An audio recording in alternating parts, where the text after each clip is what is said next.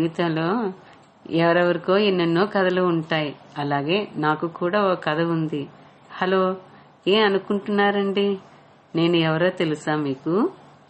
చెబితే నవ్వుతారు. అవునండి, నా బాధ నాది. నేను ఎవరికి చెప్పను, అందుకే మీకు చెబుతున్నాను. మాకు ఇమోషన్స్ ఉంటాయి కదా అండి. ఓకే, ఈ సోది అంతా ఎందుకండి, అసలు విషయానికి వచ్చేస్తాను. అవునండి, నేను ఒక గ్రైండర్ని. షాక్ అయ్యారు కదా, నా స్టోరీయే అది. నా పేరు లక్ష్మీ గ్రైండర్. నేను చాలా చాలా స్మార్ట్ అండి. చిటికలో పని చేసేస్తాను. అంత స్పీడ్ నాకు. నేను యూత్ కదా, అందుకే.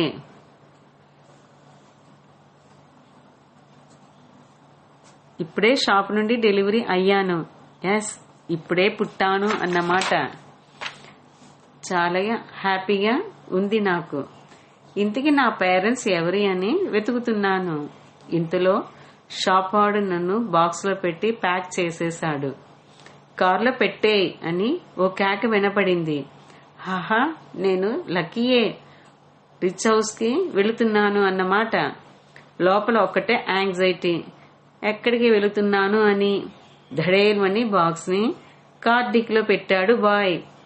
బాబు, చూసుకోవచ్చు కదా, పాడైపోతుంది. ఓ పెద్దవాడు గొంతుకు వినపడింది.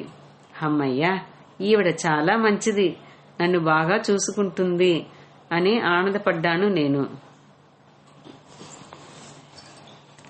ఇంతలో కారు స్టార్ట్ అయ్యింది. అత్తయ్య గారు ఎక్కండి. ఓ కోడలు అయి ఉంటుంది, మర్యాదస్తురాలే. ఇంతలో కార్ మళ్ళీ ఆగింది. డ్రైవర్, గ్రైండర్ని లోపల పెట్టు. పెద్దావిడ వాయిస్. నేను గృహప్రవేశం చేశాను హౌస్లోకి. అయ్యో, నన్ను ఇందులోనే ఉంచేశారే, తీయండిరా బాబు. అరవాలి అని అనుకున్నాను, కానీ నేను అరవలేను కదా. బాక్స్ ఓపెన్ చేస్తున్న సౌండ్ వచ్చింది. వావ్, నాకు విడుదల. హే, కొత్త గ్రైండర్ బాగుంది మమ్మీ అని ఓ చిన్న బాబు సర్టిఫికేట్ ఇచ్చాడు. నాకు సిగ్గు వేసింది. ఓ పెళ్లి చూపులు పాస్ అయ్యాను. నన్ను తీసి టేబుల్ మీద పెట్టారు. ఆహా, ఎంత మర్యాద నాకు. శాంతి, గ్రైండర్కి బొట్టు పెట్టు, అత్తగారి ఆర్డర్. హా, సరే అత్తయ్య అని కోడలు బొట్టు పెట్టింది. ఇంతకీ నా పేరెంట్స్ వీలేనా? అత్తయ్య రండి, ఇద్దరం కలిసి స్విచ్ వేద్దాము. అయ్యో, ఇద్దరూ కలిసా? నాకు కంగారు వచ్చింది. ఇంతలో ప్లగ్ పెట్టి ఇద్దరు స్విచ్ వేసేశారు. నేను తిరగడం మొదలు పెట్టాను, గిరా గిరా అంటూ. దానిలో ఏమీ లేకుండా నా ఒళ్ళంతా పచ్చడి అయ్యింది. బాబోయ్, ఆపండి నన్ను అని అరిచాను. ఏముంది, నా అరుపు వాళ్ళకి వినపడదు కదా. ఇంతలో వచ్చి ఆపారు. అమ్మయ్యా, ఊపిరి పీల్చుకున్నాను నేను. దేవుడా, నాకు ధైర్యం ఇవ్వు అంటూ మనసులో వేడుకున్నాను. ఫోన్ రింగ్ అయ్యింది. హలో, నేను కాంతమ్మని మాట్లాడుతున్నాను. హా, ఇవాళ మేము కొత్త గ్రైండర్ కొనుక్కున్నాము. ఇంకా ఆర్డర్స్ బుక్ చెయ్యండి అంది. ఓరి, నేను బిజినెస్ వాళ్ళకి దొరికిపోయానా? ఇంక నా పని అధోగతి. నన్ను ఎక్కడ ముద్దుగా చూసుకుంటారు వీళ్ళు. ఏడవసాగాను. ఇంకా నో రెస్ట్ నాకు. శాంతి, ఇడ్లీకి పప్పు వేయి గ్రైండర్లో. ఆర్డర్ వేసింది కాంతమ్మ. అలాగే అత్తయ్య అంది కోడలు శాంతి. గ్రైండర్ దగ్గరకు వచ్చి, వినాయక తండ్రి, మా పనులు అన్నీ చాలా స్పీడ్గా అవ్వాలి, కరుణించు తండ్రి అని దండం పెట్టుకుంది.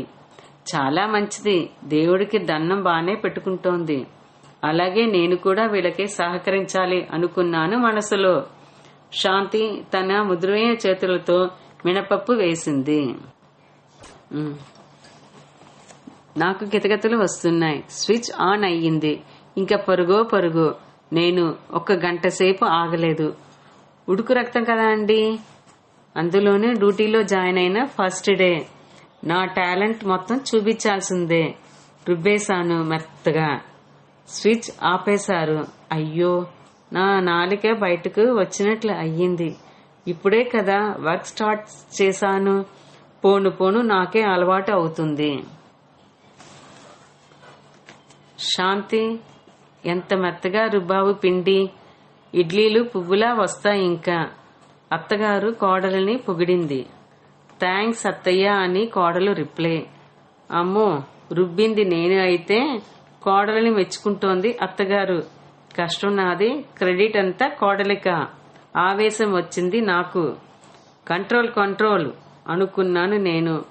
ఇంకా చూడండి, నా జీవితం మార్నింగ్ 6కి స్టార్ట్ చేస్తే నైట్ 9 వరకు తిరుగుతూనే ఉంటాను. ఇటు తిప్పి అటు తిప్పి అత్త కోడలు నా నడుం విరకొట్టేస్తున్నారు.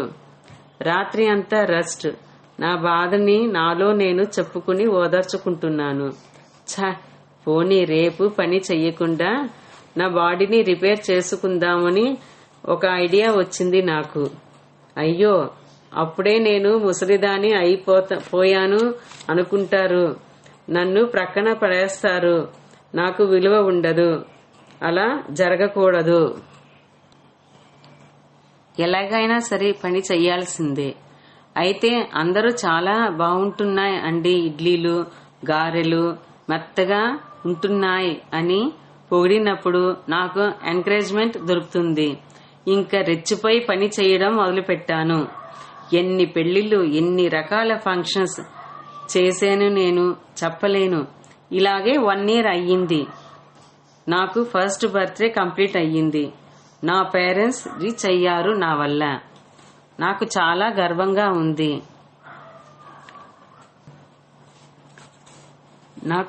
గర్వంగా ఉంది. మరునాడు ఒక పెద్ద ఆర్డర్, ఎంగేజ్మెంట్ ఫంక్షన్. అత్తా కోడలు ఇద్దరు హడావిడిగా నన్ను వ్యాన్లో ఎక్కించుకుని తీసుకువెళ్లారు. ఏముంది, నా సింహాసనం మీద కూర్చోపెట్టారు. ఇంకా స్టార్ట్ చేశారు. నేను తిరగడం మొదలు పెట్టాను.